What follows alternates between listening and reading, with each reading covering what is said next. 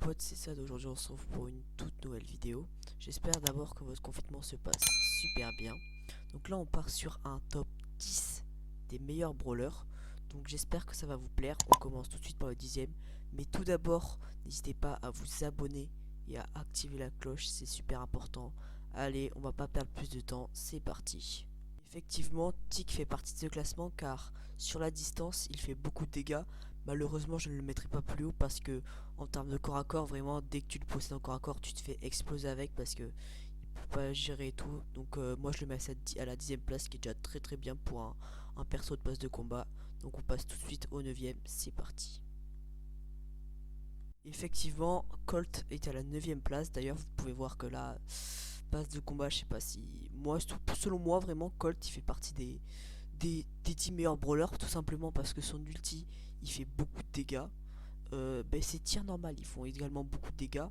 Et il peut faire du corps à corps et aussi sur la distance. Donc pour moi, il mérite sa place dans les top 10, mais pas au-dessus parce que après, il y a vraiment des persos très très forts.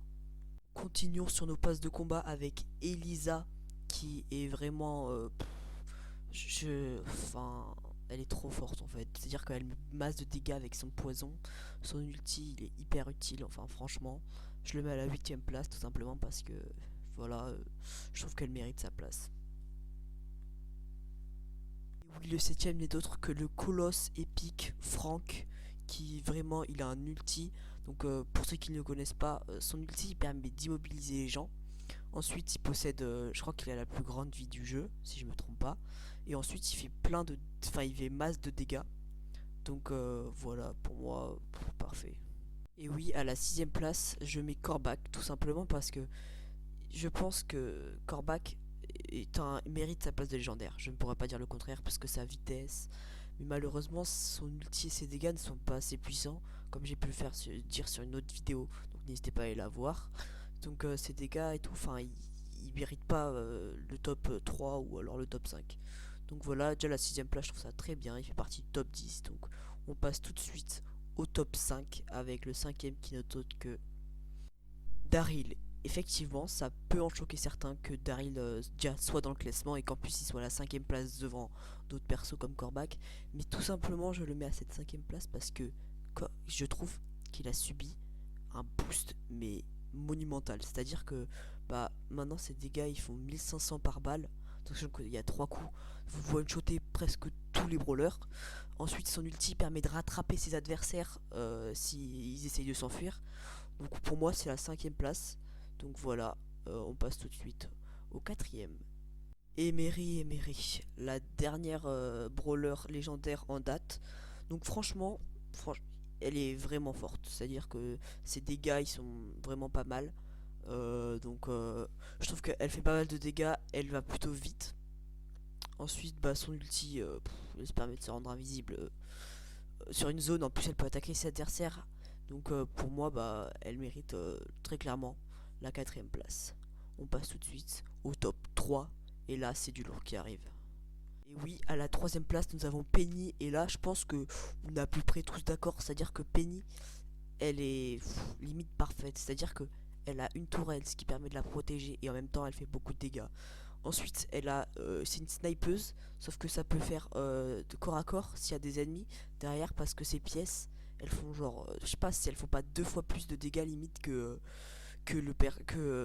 l'attaque normale. Donc franchement, je la mets à cette 3ème place. Et les 2 premiers, je pense que vous l'avez deviné, mais je vous laisse voir et on passe aux 2 premiers. Et oui, j'ai mis Spike tout simplement parce que c'est un perso que j'affectionne beaucoup et je trouve que son ulti plus son pouvoir star en plus, c'est vraiment genre il permet de ralentir ses adversaires en même temps leur mettre des dégâts. Et ensuite par exemple dans comment dire, je voulais dire que c'est un perso qui s'adapte un peu à toutes les situations quoi, genre il a jamais de problème à part des fois en Brawl Ball parce qu'il est pas hyper puissant en termes de corps à corps. Mais sinon, franchement, je trouve qu'il mérite sa 2ème place. Donc voilà, on passe tout de suite au premier. Et là, je pense que vous le savez. Et oui, j'ai décidé de mettre Léon à cette première place tout simplement parce que il est rapide, il fait beaucoup de dégâts avec ses shurikens. Et après, son ulti, c'est pas l'un des meilleurs du jeu, je vous le dis direct, c'est pas l'un des meilleurs, mais en fait il permet de se rendre invisible, c'est-à-dire que par exemple il est en fuite, il peut s'enfuir, ce qui est très clairement utile hein, dans le survivant, ou même dans des attaques, par exemple le, le combat de géants, c'est vraiment un truc hyper utile pour pouvoir éviter les ennemis. Donc voilà, j'espère que vous avez apprécié cette vidéo. Si c'est le cas, comme je l'ai dit en début de vidéo, n'hésitez pas à vous abonner, à liker. Vous avez dû voir aussi que j'ai un nouveau personnage que j'ai créé. N'hésitez pas à me dire dans les commentaires si s'il vous plaît. Donc voilà, il aurait été là tout au long de la vidéo et je pense que sur d'autres vidéos il sera là aussi. Donc c'était ça les gars. Ciao les potes.